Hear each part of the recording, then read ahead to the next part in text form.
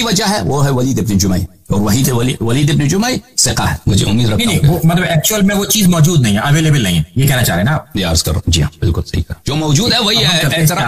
اعتراف ہے ابن حزم کا، وہ ایک ورژن ہے، اسی کا اپنا ذاتی نظریہ ہے، نظریہ نہیں ہے، نیریشن۔ حسن العیاری کہتا ہے کہ ابن حزم نے ایک حدیث کا حوالہ دیا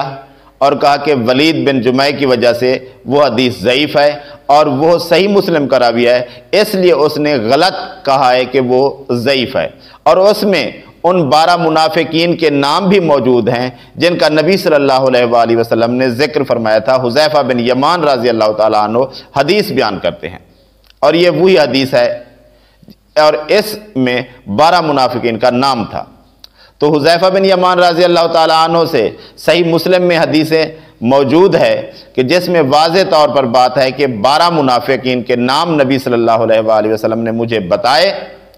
اور یہ حدیث 7035 نمبر پر، 7036 نمبر پر واضح طور پر موجود ہے کہ 12 منافقین کے نام حذیفہ بن یمان رضی اللہ تعالیٰ عنہ کو نبی صلی اللہ علیہ وآلہ وسلم نے بتائے، اور کہتا ہے کہ ولید کی حدیث موجود ہے صحیح مسلم میں، تو وہ بھی اس کے آگے ایک حدیث موجود ہے اسی بات کی 7037 نمبر پر۔ تو امام مسلم اس حدیث کو اس لیے لائے کہ اس سے پہلے یہ حدیث امام مسلم ثابت کر چکے تھے اور شہد کے طور پر لائے، اور شہد کے طور پر صحیح مسلم میں اور صحیح بخاری میں کافی روایات موجود ہیں جن کے راویوں پر ضعف کا الزام ہے، لیکن وہ روایات وہ حدیثیں پہلے کیونکہ ثابت ہو چکی تھیں تو وہ شہد کے طور پر لائے، اسی طرح یہاں پر بھی شہد کے طور پر لائے ہیں۔ تو اسی طرح صحیح بخاری یا صحیح مسلم میں مدلس راویوں سے بھی روایات موجود ہیں، لیکن وہ اور جگہ پر انہی کتابوں میں صحیح سند کے ساتھ سماع ان کا ثابت ہے، اس لیے وہ حدیثیں بھی صحیح ہیں۔ تو اس طرح کی احادیث تو صحیح مسلم اور بخاری میں پائی جاتی ہیں، لیکن ان کی تصدیق شدہ بات ہے کہ وہ صحیح ہیں، لیکن جو بات ابن حزم نے کی محلہ میں وہ روایت ضعیف ہے، کیونکہ اس کو کسی محدث نے بھی قبول نہیں کیا۔ سب محدثین کا اس بات پر یعنی اجماع ہوا کہ وہ حدیث ضعیف تھی، اس لیے کسی نے بھی نہیں لکھی۔ اور اس بات میں ایک تو اس راوی کی وجہ سے بات تھی، دوسری بات تھی کہ وہ صحیح احادیث کے خلاف تھی۔ اس میں 5 عشرہ مبشرہ صحابہ کے نام ہیں جن کی نبی صلی اللہ علیہ وآلہ وسلم نے گواہی دی کہ وہ جنتی ہیں۔ اب اس حدیث میں اگر ان کو بھی منافق قرار دیا جائے تو پھر بات کیسے ہو سکتی ہے؟ اور اسی حذیفہ بن یمان رضی اللہ تعالیٰ عنہ سے ایک حدیث ہے، نبی صلی اللہ علیہ وآلہ وسلم نے فرمایا کہ میں نہیں جانتا کہ میں تمہارے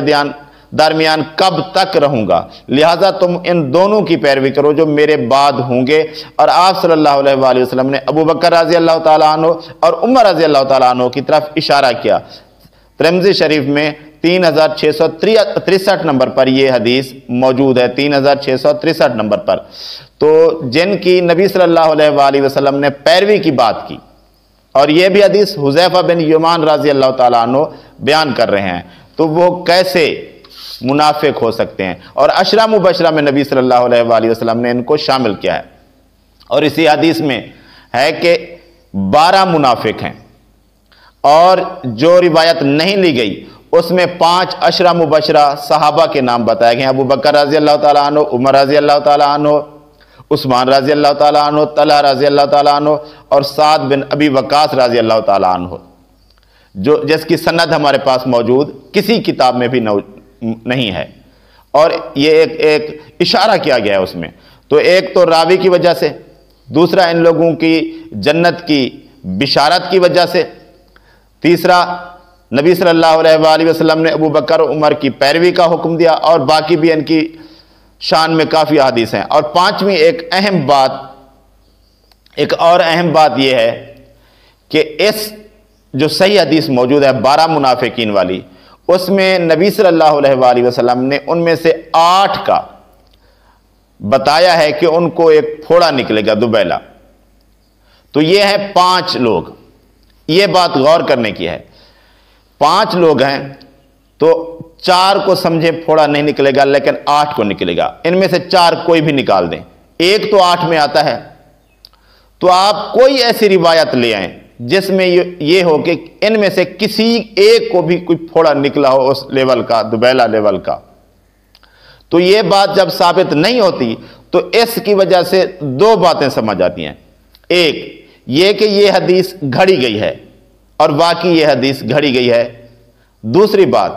کہ یہ حدیث صحیح تھی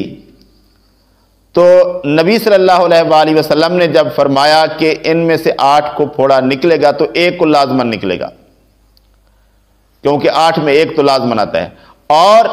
کسی ایک کو نہیں نکلا، تو نعوذ باللہ کیا نبی صلی اللہ علیہ وآلہ وسلم کی بشارت غلط تھی؟ نبی صلی اللہ علیہ وآلہ وسلم نے اللہ کے حکم سے جو بات بتائی، کیونکہ نبی صلی اللہ علیہ وآلہ وسلم اپنی طرف سے کوئی بات نہیں کہتے تھے، اور نبی صلی اللہ علیہ وآلہ وسلم نے جب بتایا کہ پھوڑا نکلے گا تو ایک شخص کو تو لازمی نکلنا تھا، کیونکہ وہ 8 میں ایک تو لازمن آتا ہے، تو کسی ایک کو بھی نہیں نکلا، تو کیا نبی صلی اللہ علیہ وآلہ وسلم کی حدیث جو صحیح ہے کیا وہ بات غلط نکلی؟ نہیں، یہ بات نبی صلی اللہ علیہ وآلہ وسلم کی صحیح تھی۔ جو منافقین تھے ان میں سے 8 کو پھوڑا نکلا ہوگا، لازمی بات ہے، لیکن یہ کیونکہ نہیں تھے، اس حدیث کے جس کو لیا بھی نہیں گیا، واضح ضعیف ہونے کی، من گھڑت ہونے کی یہ بھی ایک دلیل ہے کہ اس میں 5 نام بتائے گئے ہیں، تو 5 میں سے جو نام ہیں ان میں سے 12 میں سے 8 میں ایک تو کوئی لازمن آنا تھا، تو اور کسی ایک کو بھی پھوڑا نہیں نکلا، اس وجہ سے یہ بات سچ ثابت ہوتی ہے کہ یہ بات من گھڑت ہے، اور اسے محدثین نے غلط سمجھا کہ یہ من گھڑت ہے، انہوں نے یہی سمجھا اور انہوں نے اسے روایت نہیں کیا، اور کسی شیعہ عالم نے بھی اس کو روایت نہیں کیا، یعنی یہ اس لیول کی روایت تھی ہی نہیں۔ ابن حزم نے تو صرف ایک بات کی ہے جس کی وجہ سے اس نے ضعیف قرار دیا، لازم نہیں وہی ایک بات تھی، یہ بات بھی تھی، اور اس نے کہا یہ اس کے الفاظ ہی ایسے ہیں، تو الفاظ اس کے یہ بھی ثابت ہوتا ہے اور یہ صحیح احادیث کے بھی خلاف ہے، تو یہ بات واضح سمجھ آتی ہے کہ وہ حدیث ضعیف تھی، اس وجہ سے محدثین نے اسے نہیں لیا اور